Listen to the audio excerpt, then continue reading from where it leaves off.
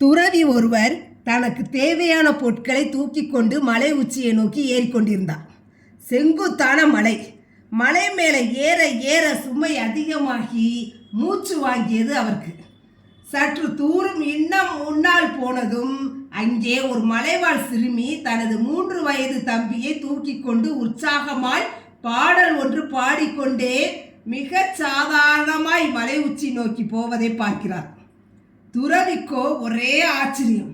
அவர் சிறுமியை பார்த்து கேட்டார், என்னம்மா, இவ்வளவு சிறிய பையை தூக்கி கொண்டே மலை மேலே ஏற என்னால் முடியலையே. உன்னால் எப்படியம்மா இவ்வளவு பெரியவனை தூக்கி கொண்டு ஏற முடிகிறது? அதற்கு அந்த சிறுமி பதில் சொன்னால், ஐயா, நீங்கள் தூக்கி கொண்டிருப்பது ஒரு சுமையை, ஆனால் நான் தூக்கி கொண்டிருப்பதோ என் தம்பியை. அப்போதுதான் புரிந்தது துறவிக்கு, அன்பு எதையும் சுமக்கும்.